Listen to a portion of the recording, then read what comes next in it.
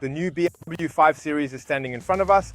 He wears a modern design, not quite as expressive as the 7 Series, because in contrast to the luxury car, which was primarily developed for export markets where one appears a bit more expressive, it should also appeal to European and German customers. We have wide headlights, of course, with adaptive LED lighting technology. Can you also let off some steam in the price list? And while you're at it, you can also order Iconic Low. This is the illuminated border of the double kidney, which is wide but flat here, in contrast to the 7 Series. And with that, the 5th Series is a good link between the 3rd Series and the 7th Series, in my opinion. The 5th generation has grown significantly during the model change. The car is 5.06 meters long, exceeding the German parking space by 6 centimeters. He remains loyal not only to the BMW line, but also to certain design elements, such as the Hofmeister kink in the C-pillar in this location, and also the number 5 that is embedded in this specific location. That looks confident. We see a relatively smooth front with recessed door handles, so the handlebars did not make it through the aerodynamics testers. Our test car, equipped with the M package, optional, is on 21-inch alloy wheels in bi-color design with mixed tires. And we observed the sports braking system with blue brake calipers, so there are quite a few options.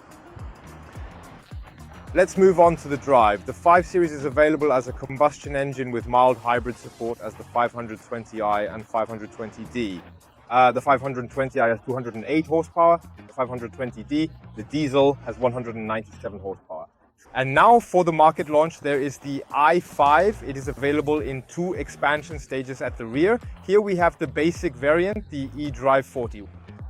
The rear wheels are driven, so we have a true rear-wheel drive BMW. Rear engine, rear-wheel drive with 230 kilowatts or 313 GP. In sport mode, it is 250 kilowatts or 340 GP peak power of the electric machine. The battery in the vehicle floor has a net usable capacity of 81.2 kilowatt hours, intended to provide range of 497 to 582 kilometers according to consumption standards. Loaded on the rear right, the position is of course good, for example, when standing at the public charging station on the roadside. The 5 cars can charge using AC with a power of 11 kilowatts, which indicates that the charging system is 3-phase. Invest an extra 1,200 euros for a more powerful onboard charger with a 22 kilowatts charging capacity. This should then reduce the charging time from a little over 8 hours to around 4.5 hours for the hub to reach 100%. Faster with direct current at the fast charger via the CCS connection. 205 kilowatts charging power is then possible. That is also a bit higher than the 7 Series, which has its peak at 195. BMW says that the battery can be recharged from 10 to 80% in 30 minutes at the fast charger. Let's get back to the design. We see here at the rear an inclined line on the trunk lid. And this is a nice retro element in the design, which maybe only connoisseurs will discover, or viewers of this video now know. Because with that, the Fender quotes the 1st generation, which came on the market under this name in 1972. She also has a sloping rear end, and I think that's a nicely done detail without us having a retro design here. Modern wide tail lights. Rear bumper like front, slightly different, more accentuated to match M package. Trunk capacity 490 liters, 30 liters less than combustion engine variants. This small difference shows it's an advantage if all propulsion types one would like in a car are already considered during development. The architecture is designed for combustion engines, hybrids and electric motors. They are all built on the same assembly line in Golfingen. Under the double loading floor, we have a deep compartment where we have now stored the charging cables. Hooks are provided on the hinge housings for the purpose of hanging shopping bags or tensioning a net, for example. And of course, you can fold the backrest of the rear seat forward in a split manner to increase the cargo space. We are not doing that at the moment, but we are commencing a seat test in the car. Children sit on seats with ISOFIX anchorage, and they are easily accessible behind these flaps. The front occupants have the ability to modify the airflow of fresh air by adjusting the ventilation outlets.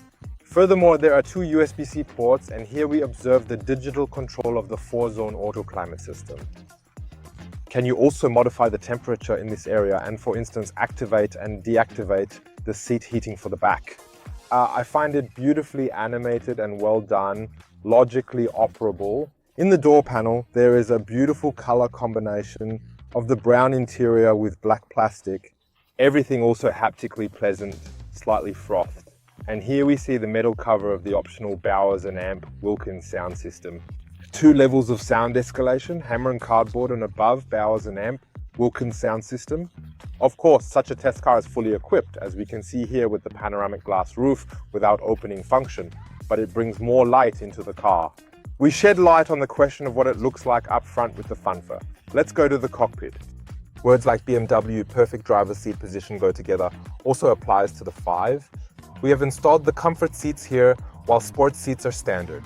And yes, I can either comfortably lounge here, or depending on the driving mode, be securely strapped in with side support for added safety.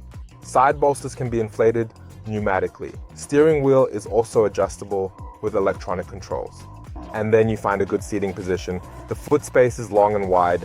Also ergonomically, it fits wonderfully. On the center console, you can see an old friend in a new style. This is the rotary controller for iDrive. In some BMWs like the X1 and the 2 Series Active Tourer, it has been saved. He stays in here on the center console with a lot of piano lacquer that is already sensitive to dust and scratches. And this glass version of the iDrive rotary controller and the gear selector knob for selecting the driving mode, as well as the other elements, costs like so many things here in the test car at a price. For example, there is also the roller for adjusting the audio volume here, and the familiar direct selection buttons to access menus. All of these events take place on the large infotainment display. We have a curved display here, featuring 2 displays under a common cover. And now, let's have a closer look at the control structure of the car. The primary menu then consists of a sizable view, which can be configured. Here we have the map view, and then we have a bar with other widgets and additional functionalities.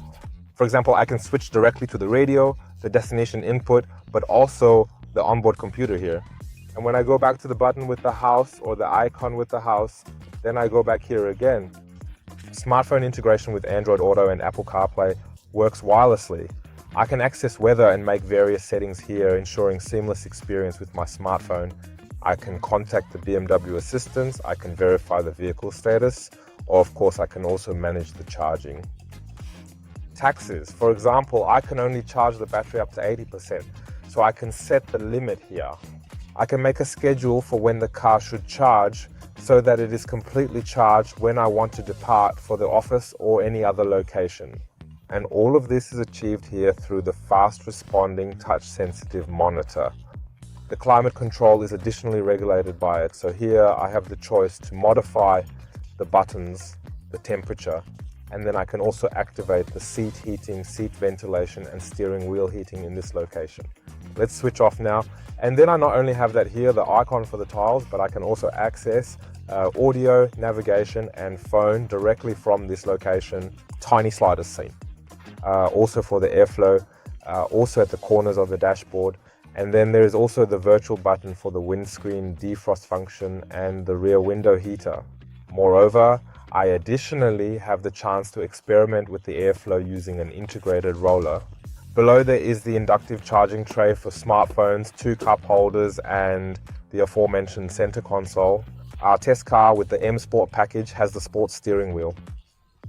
We can see this here on this more delicate spoke. And in this place as well, there is a blend of touch elements along with haptic controls. On the left side, the driving assistance can be activated. We then have the adaptive speed control system, the speed limiter, and the blind spot warning system here. In addition, there is the highway assistant in the 5, which not only drives semi-automatically up to 130 kilometers per h and cannot take hands off the steering wheel for longer, but BMW has also obtained approval for the car to change lanes automatically when a lane change is suggested by the vehicle. For example, when approaching a slower road user, a glance in the exterior mirror is sufficient, and this gesture is then recognized by the car and the lane change is initiated accordingly with the turn signals. So this is already another step towards automated, or in the distant future, autonomous driving. Until that time, ensure your hands remain on the steering wheel with its nice thick rim and animal-free design, meaning no leather steering wheel is present. I have the ability to select the content here by using a button, for example, onboard computer information, navigation information, but I can also make changes to the layout in different functions or different views in this location.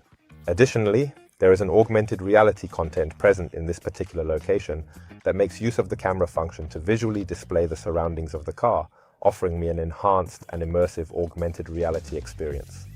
Moreover, there is a head-up display that reflects information directly onto the windshield. Additionally, navigation instructions are displayed in a highly detailed and well-presented manner in the lane you should drive in. Yes, I do believe that's all done in a logical manner. And even though there is such an abundance of information to operate, one quickly gets the hang of how to adjust it here and what possibilities are available to them. So this is all very well thought out and well executed. On the center console, as I already mentioned, there is also the start button provided for initiating the drive. And when you press that and then flip this small lever from park to drive, the test drive will begin and you can experience the thrill of the road. The drive is quiet, no rolling noises, and even at higher speeds, hardly any wind noises. There is a sound that is modulated, providing the driver with feedback, and it is unobtrusive and quite pleasant to enhance the driving experience. Let's take the efficiency program. The onboard computer displayed a possible range of 416 kilometers with a fully charged battery when calculating the test vehicle on the driving profiles of the previous test drives. Our consumption according to the onboard computer today is just under 21 kilowatt hours per 100 kilometers. This is already a great value and demonstrates that the i5 can be efficient without a lot of effort. In addition, there is the really great driving experience. We have many options in the car, of course. That means the adaptive suspension with damping control also has a nice range from sporty, but never too hard, to a comfortable sedan, which however does not unnecessarily rock. So that's very well done. The cockpit display also shows me nicely animated, depending on the driving mode, then various graphics with an energy display, which we also replicate in the head-up display unit for improved visibility and a better driving experience. We have integral active steering on board as an option. That means the rear wheels steer along, contrary with up to 2.5 degrees at low speed, helps to minimize the turning circle. High speed in same direction. What does it mean? Better tracking, driving stability. You can really let it fly here if you want, within the framework of the traffic regulations. And yes, great coordination. It's really fun to zip the car around the curves here. And as I said, he appears much smaller than he actually is. The initial impression is favorable. The car fits perfectly like a glove. What are the specific points that could be criticized? I think he could have easily stayed under 5 meters long. So these 5.6 meters is a bit too much of a good thing. And I can envision that they most likely did not succeed in accomplishing that in the process of packaging or design. Because surpassing this standard parking dimension, and in general this 5-meter limit, is already a step that truly converts the 5 Series into a luxurious sedan. I express my gratitude to you for viewing this video. I anticipate receiving your comments, and I commit to reading each and every one of them, as well as responding to a significant number of them.